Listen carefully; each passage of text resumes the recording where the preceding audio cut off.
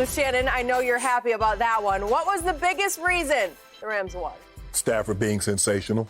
Skip, has been a very few times that a team has beaten Tom Brady in which the quarterback has not outplayed Tom Brady. And if you want to stand toe-to-toe with a gunslinger, you got to look him in his eye and perform just as well as he did. Wow. And he did that. The Rams ran 40 plays, and in those 40 plays, they had 4 touchdowns.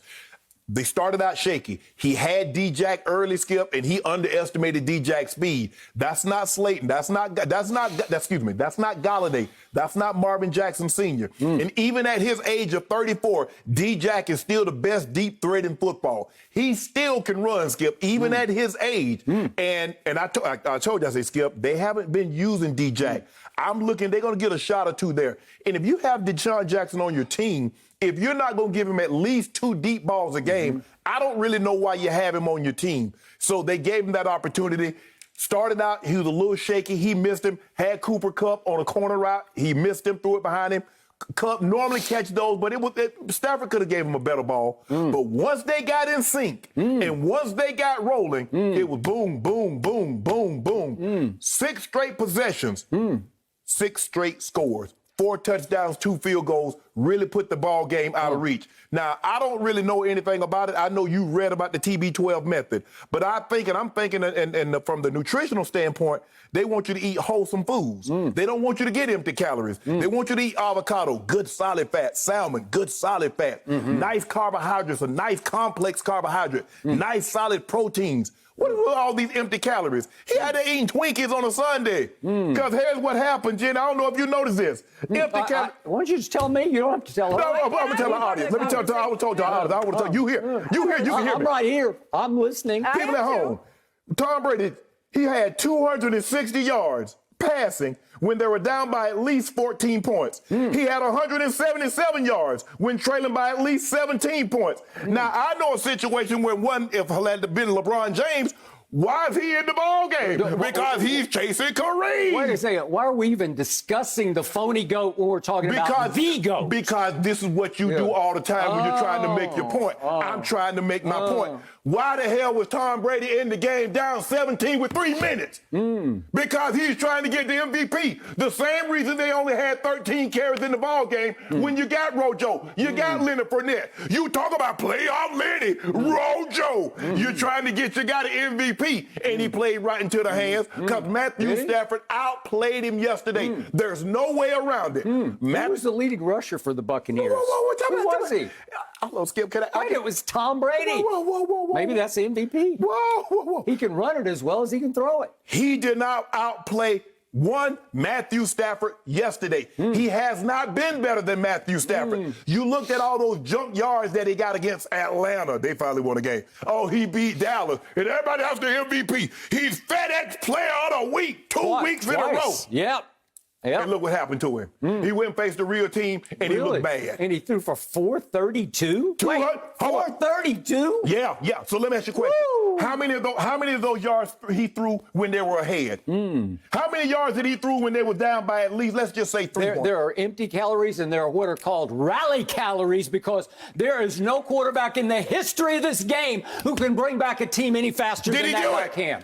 No, he was trying his tail off. 432. How many interceptions did he throw? None. Oh, none. How many touchdowns did he throw? 1. Oh, 1 guy threw 4. How many did he score on the ground? 1 more. Greatest quarterback sneaker in the history of football by far is that guy. So one guy throws for 343 yards and 4 touchdowns, and he never trailed in the game. One guy throws for 1,000 yards, and he was never within a score.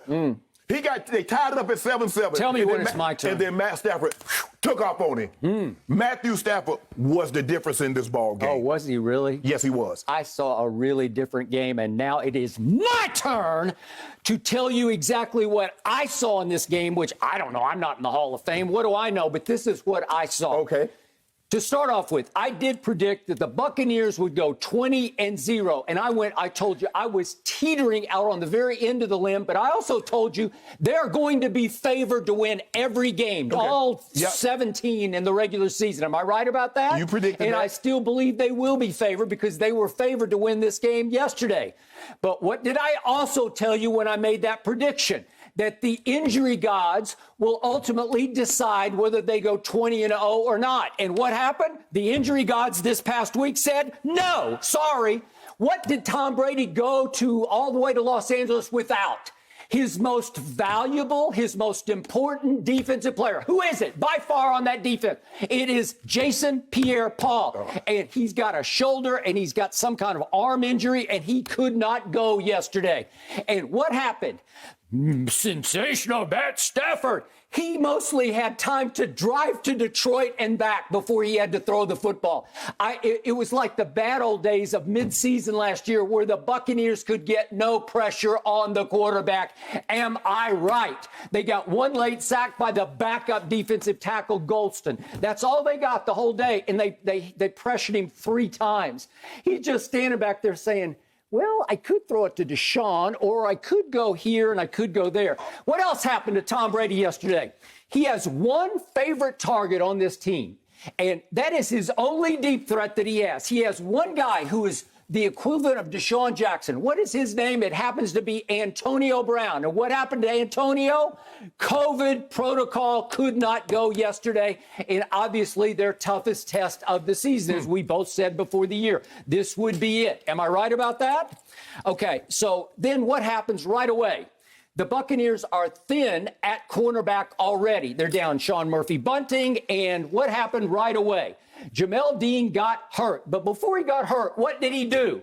They had Matthew Stafford, sensational Matthew Stafford, on his heels right away, just as I predicted they would, because he's not that guy. I couldn't tell. He's not made for this kind of stage unless you don't rush him and don't pressure him and let him finally ease in and get hot.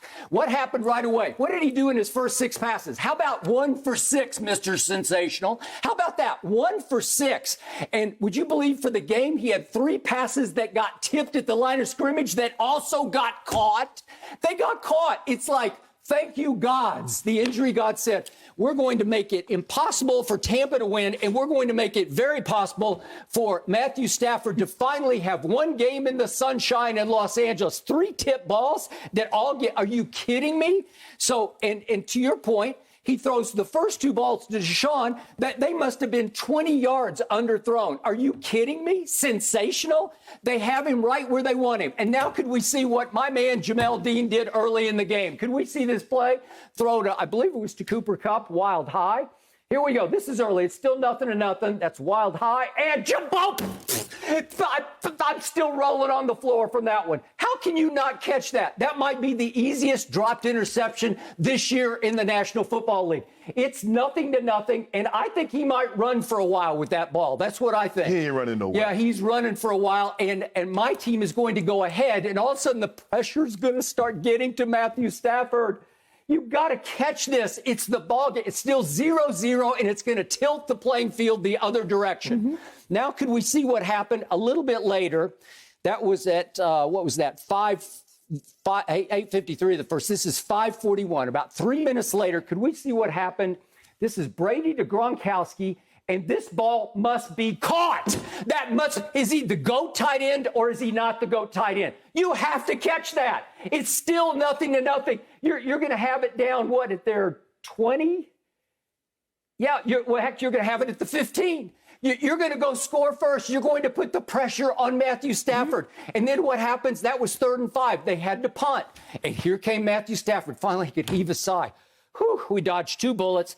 Maybe I should settle in. They're not rushing me at all. I got nothing but time. And here they went, 95 yards in 14 plays to go up 7-0. And all of a sudden, field gets tilted. Bucs are on their heels. Am I right? But Skip, you make it seem like when they scored 7-0 that Tom Brady was no longer going to get the football. Okay, but right away, it was clear. They couldn't run the ball at all. Tom Brady, again, was their leading rusher with 14 yards rushing. He the GOAT. Yep. Well, I know. That was pretty goatish, I thought. I couldn't tell. Oh, really? Huh? So what happens? They're playing uphill the rest of the game, and here's the worst part of it. Mr. Sensational Matthew Stafford. Yeah. Guess who my cornerback is in place of Jamel Dean? This is how thin they are. It's a young man by the name of D. Delaney, who played at the Citadel, went undrafted, is now on his 5th NFL team, sat out all last year because nobody wanted him. He's played in 3 career games, and he winds up in the first quarter of the Bucs' biggest game of the whole year, playing one-on-one with Cooper Kupp. Guess what Cooper Kupp is doing so far this year? Oh, he leads the NFL in yards and catches and touchdown catches. That's pretty good, right? Yeah. Cooper Kupp versus D. Delaney? It has come to this. It's like Alabama versus Mercer. What are we talking about? Sensational. How could you not be sensational if you're getting no pressure and D. Delaney is guarding Cooper Kupp? Help me out. Okay, well, here, let me explain. This is what I'm having a hard time. Why does the injury guards, it's okay for the injury guards to affect someone else, but not Tom Brady? You didn't mention anything about no injury guards come Super Bowl time when they would have an entire offensive line and the Tampa Bay defensive line was feasting. I didn't need to because you did. Oh, but I'm saying, no, you talked about how great they were. You didn't mention anything about injury guards. 2, you keep talking about he had his favorite guy.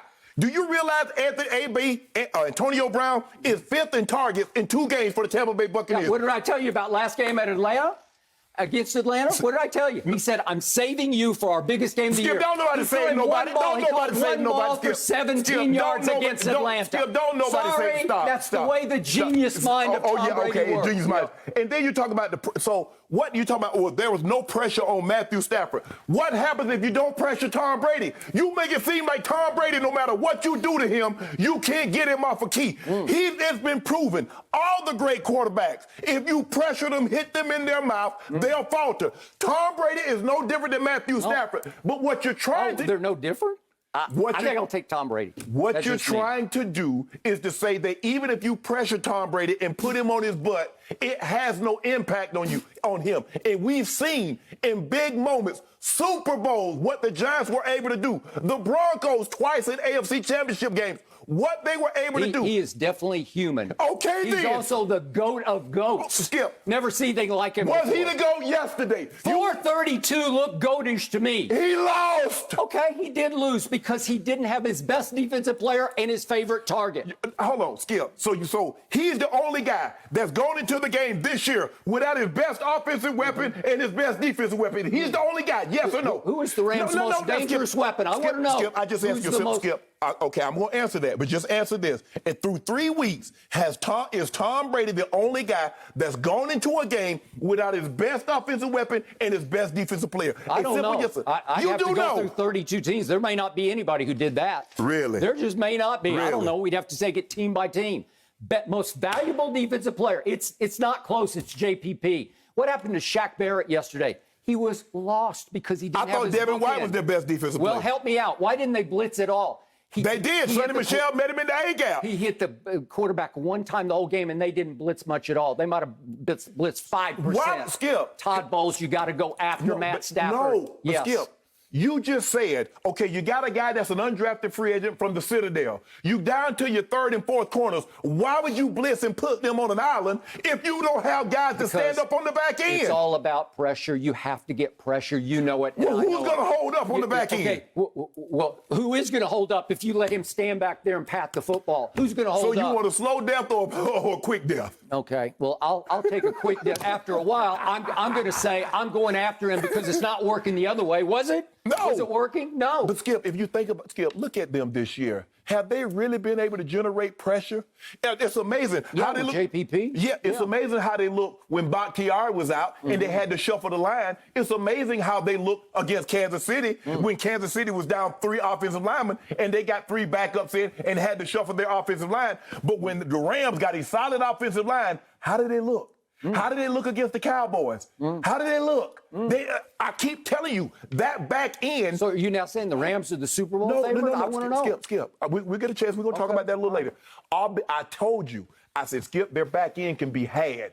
I said, the thing is that is being masked because the team's offensive line is being injured and they're getting so much pressure. But if you can just give somebody just a tick, that back end can be had. Okay, if you take away 2 of their starters, it can really be had. They're even those starters, Skip, you make it seem like those starters are Jalen Ramsey, like they're Jair Alexander, like they're one of these top flight guys, Marcus Lattimore. They're not. They're guys. All those guys won the Super Bowl last year. Same guys. Same guys. Hold on. And the injury God said, okay, I'm going to impact you, Kansas City. I'm going to have you down your 3 top offensive linemen, and you're going to have to shuffle your offensive line. That's what you just said. The injury God spoke. I'm not sure the Kansas City offensive line is any better right now than it was for the Super Bowl. Not sure about that. The offensive line is good. They play well. I mean, what you call it is a beast. Now, Joey Bosa, we're going to get to him. But, Skip, you're out your mind if you think Tom Brady outplayed Matthew Stafford yesterday. Well, the point is, he had his degree of difficulty was like at a 9 against, what do you tell me about Aaron Donald, the greatest defensive player in the history of football? He's on pace. He's on pace. Tom Brady's up against that. What's Matthew Stafford up against? Nothing. His degree of difficulty is a 1. Nothing. It's now 1 versus 9. It's 1 to 9. But see, you see Seriously, and you agree with that? No. What I don't agree with is that every time Tom Brady loses, it's somebody else's fault. Every time he wins, he's the GOAT. If he's the GOAT, guess what? When Matthew Stafford scores, Tom Brady gets the ball. He's welcome to score. Tom Brady didn't score. He punted. Matthew Stafford scored. They punt the ball back to the GOAT. What happened? Is 432 good for a quarterback? Is that not like when you're down 17. Oh, really? You're down 17. Skip. He threw for 177 of those. He was down 17 points, threw for 177 yards. All the way down to the 5-minute mark, I'm thinking just one turnover, you'll be right back. Now you praying. One turnover. How many turnovers did they create? How about 0? Zero. Hold on. How many did the Rams create? None. Okay, so that was because the GOAT was playing. Okay, guess what? Hold on. Well, so what would that make Matthew Stafford? Okay. If I beat the GOAT, what'd that make me? Now I got to get to my favorite theme of this game. The new high school Harry coach to me is Sean McVay. What got into him yesterday? I love it. Because guess what? I think the Rams won the Super Bowl. Yes. In fact, they won the Super Bowl by halftime yesterday. What did he do?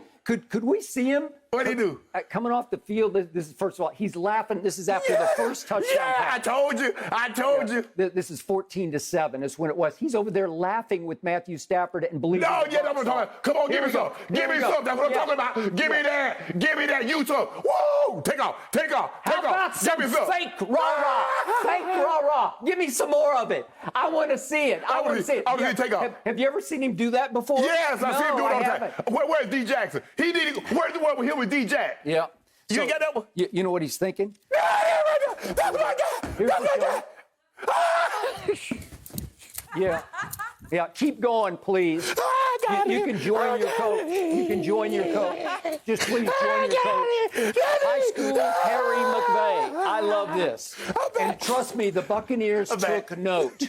It was amateurish. It was high schoolish. And he is showing off hot dogging for the crowd that it does include Magic and LeBron and Dr. Dre. Ooh, Dr. Dre in the house. I know. We got them all. And it's Sean McVay acting completely out of character. Why are you worried about what we do on our sideline? He will pay for that. Why are you worried about what we do on our sideline? Here's what the golden rule is in professional football. He who laughs last laughs best. Golden rule is when I play you, I put foots in you. And then I get to do whatever I want to do. I want you to remember I said this. I want this on tape for posterity. What happens to the Buccaneers every year with Tom Brady, or the Patriots with Tom Brady? What happened? What happened? They had a miserable run in the middle of the year. Do you remember they got blown out at home by New Orleans? They lost to the Rams at home. Do you remember that? And then they lost to Kansas City at home. And then 10 straight games happened, right? Okay. So he who laughs last will be this year Tom Brady, because trust me on this. Remember, I said this. The NFC Championship game will wind up in Tampa Bay because their division will prove to be easier than the Rams division. Yeah. And I am hoping and I am praying that the Rams make it to Tampa Bay, because they will get theirs then, because trust me, this will be all over the bulletin board in the Buccaneers locker room, and you will not get out alive. And I am shocked that a Sean McVay, who actually coached in a Super Bowl, stunk it up in a Super Bowl, would act like this. Celebrate. It is it's hard. Amateur hour. It's hard. I put in all these hours, 100 hours a week. I'm getting my team. I'm going to celebrate. No, you didn't have no problem when what's the junior? What's the the DB? When he pieced out, when he was all in Tyreek Hill, Antoine you had no Winfield. problem with that. You had no problem when they were celebrating all over Patrick Mahomes. Yep. You had no problem with that. What did I predict?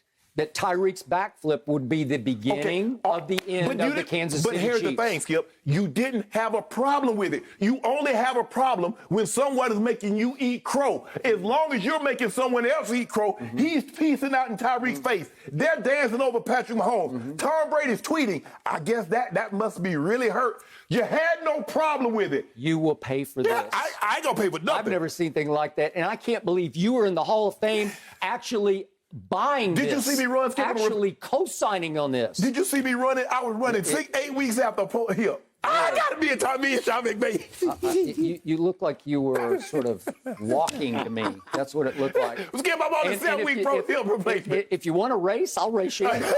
I'm good. Oh, you want to race a man with a repair and replace hip? Yeah, I've had 3 repaired knees, and I'm good to go. Okay, but Skip, you have to admit this. The Bucs right now defense isn't very good, and they haven't shown they was very good from the start of the season because they're not taking the ball, with the exception of Atlanta, when they got those 2 pick sixes. Skip, that defense is good. They're actually, Skip, they might be worse than your Cowboys were last year. And you know how they... No, it's not. But Skip, here's the thing. Stop it. No, your Cowboys is giving up rushing and passing yards. Teams were throwing for 300 and rushing for 200. Devin White, did you hear what the Hall of Famer just said about your defense? It might be worse than a historically bad Cowboy defense last year. Did you, Levante David, hear what the Hall of Famer just said about you? Skip. And you, Shaq Barrett. Hold on, Skip. You do realize they gave up 403 passing to Dak in first game. They just gave up 343. So that's 746 in 2 games. And then you tack on what they've already given up over 300 yards passing. They gave up 260 something to Matthew Stafford. Could end up, those are the 2 most prolific offenses in pro football this year. They well might be, both of those. You just named them. No, but I'm saying, Skip, you said you're not getting the pressure. And if you don't get pressure, when you don't have guys on the back end, those are guys, Skip. That's not Jalen Ramsey. That's not Marcus Lattimore. That's not Stephon Gilmore on the back end. Those are guys that are reliant on front court pressure, which they are not generating currently. Okay, Todd Bowles, you're on. It's your time. What about Tom Brady? Tom Brady, you're on. Well, he was on all day yesterday. I kind of liked it. I thought he just threw the heck out of it. Yeah, got them Dak Prescott. He's Prescottian. Thank you for watching. You can subscribe here to get the latest from the show, and be sure to check out more of the best clips from Undisputed, or go watch a few other segments from our other shows on FS1.